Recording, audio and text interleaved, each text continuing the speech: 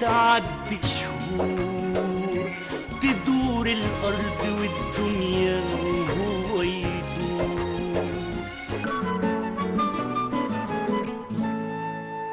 Welcome back, ladies and gentlemen. You're still watching the Nile Cruise, and now we're going to talk about the Nile Cruises, where culture meets nature's beauty. The Nile River has always been the lifeline of Egypt, witness to history, cradle of civilization, and a source of breathtaking natural beauty. Today, Nile cruises are not just journeys along a river, they are immersive cultural experiences that blend the wonders of ancient heritage with the serenity of nature. And to shed more light on this topic, we are delighted to have with us Mr. Salah Hedayet. He is a tourism expert. Thank you very much for joining us today, Mr. Salah. Thanks for your invitation and good evening. Tell me more about tourism. Okay, as one of the main popular topics or elements Egypt now posting to all the world, as we use now to show or trying to post for the tourism of Egypt the Nile cruises, which it's a special adventure you never have anywhere around Africa, or around Nile River, around the world. Okay. So, as we know, Nile River is the longest river all over the world. Start from South Africa, especially from Victoria Lake in Uganda, until the Mediterranean Sea in north of Egypt. So, as Herodotus said before, the most famous historian from Greek historian, he mentions that Egypt is a gift of Nile River. So, the main source for our civilization was the Nile River, which around Nile River, the civilization of Egypt appears and raised up. Yes. Mr. Salah, why do you think the Nile has always held such a special place in Egypt's history and identity? Okay, as I mentioned now, Nile River is the main gift of Egypt. So the ancient Egyptians start to establish their civilization around the valley of the Nile River. Start from north until south until we reach for Abu Simbel, the borders of Egypt, and also during the colony of Egypt in Sudan, they start or copied the civilization over there. So we have many sites around Nile River, from Aswan till Alexandria, or all land of Egypt. Especially we can see here, we are now in Cairo, other sites, Giza city, where the most famous historical site is the pyramids of Giza, for King Khufu and Khafra and his grandson Menkaure. Also Saqqara location, or Saqqara cemetery, the biggest cemetery in Egypt and in the world. Pyramids of Dahshur, and if we're going far south, we found Maydum, and then Ihnasia and Fayoum, and then keep following until Abydos, the last pyramid built in Egypt of King Ahmoses. Yes, Mr. Salah, what makes a Nile cruise more than just a leisure trip, but rather a cultural experience?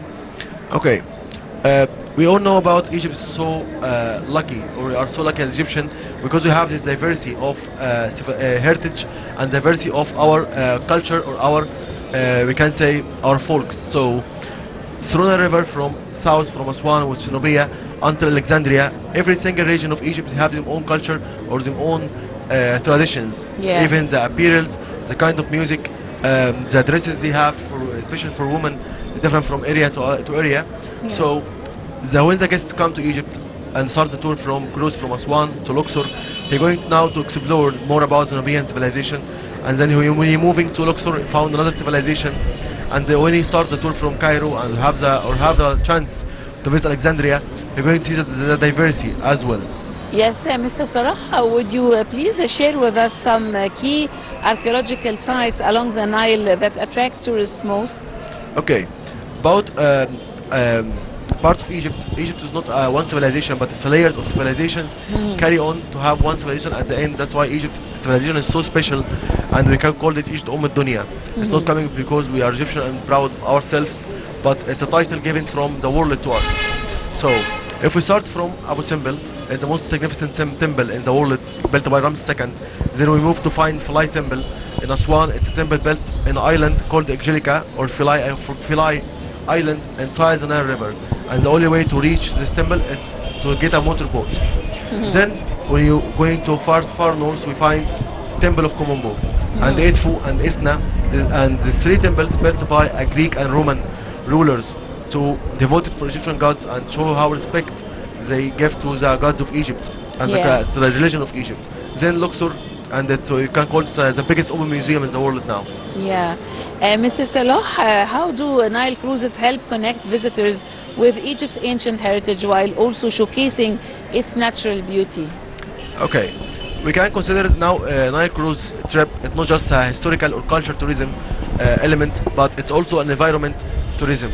So we're gonna to check and we see the natural beauty of the environment of Nile River around.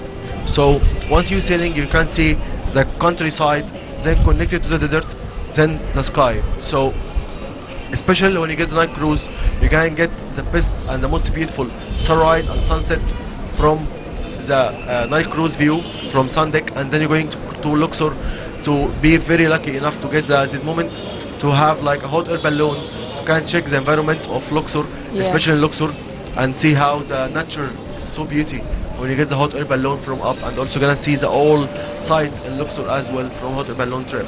Yes. Mr. Salah, beyond the ancient temples and monuments, what cultural elements do Nile cruises highlight for visitors? Okay, besides this temples I had mentioned, also we have a lot of museums. So like Nubia Museum in Aswan and the Mummification Museum, Luxor Museum. The Nubian Village in Aswan and the Biblical Garden. So for example, one of the most high requested tours we have, it's the visit to the Nubian Village to see how the Nubian houses, Nubian music, Nubian food. So it's an and adventure. The beauty of nature in Nubia and Aswan. Yeah, for sure. You're gonna check something very unique in Egypt. Mr. Salah, how does the scenery along the river add to the overall experience of travelers? Okay, as a Nile cruise sailing boat, it's one of the most ancient patterns we found in Egypt. So for example, you can find one of the famous writers, she's called Agatha Christie. She mentioned or make a novel about the Nile cruise trip, because she used to come to Egypt and enjoy the Nile cruise trip, since we can talk about she died before 100 or 120 years ago. Then if you're gonna move from south till the north to Luxor, we're gonna move from the past the first cataract in Isna, for example. Yes, Mr. Mustafa, do you believe Nile tourism plays a role in raising awareness about the importance of preserving Egypt's heritage? Yeah, for sure, because now as a number of tourists come to visit Egypt, so it raises the awareness of the Egyptians themselves about the importance of tourism, and make them know that they have a unique heritage.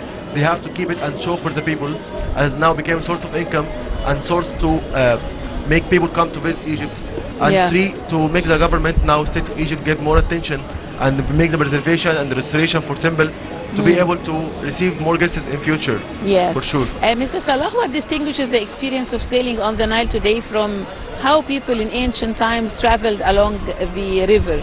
Okay, for the ancient time, the Egyptians used to use the Nile River. They more common used to have ships or rafts or what? Ships and boats, like sailing boats we still have. Still have this journey here in Egypt. Also nowadays still have this type of journey. They call it dahabeya. As a type of boat, just as a sailing boat, not a motor boat. Or they don't have these big motors machines. So just sailing with the wind, and especially during this, before we built the high dam, it was very common to get sail during the floods of the Nile River, because they make the boat sail more easy and more comfortable, especially with heavy stones come from south. And then until now, after we built high dam, they start to have this sailing boat depend on wind. That's why it's more common to have these trips in winter more than in summer. Yes, Mr. Salah, with growing interest in authentic travel experiences, how can Nile tourism attract more international visitors?